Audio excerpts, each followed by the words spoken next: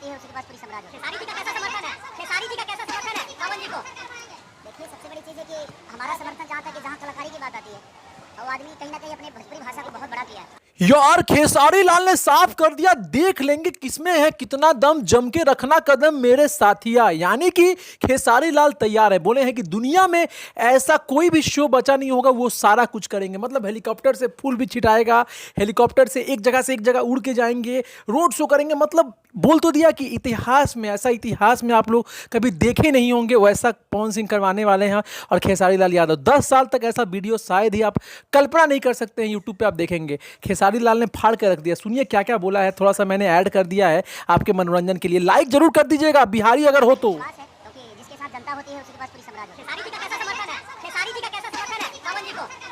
देखिए सबसे बड़ी चीज़ है कि हमारा समर्थन जहाँ तक कि जहाँ कलाकारी की बात आती है, वो आदमी कहीं ना कहीं अपने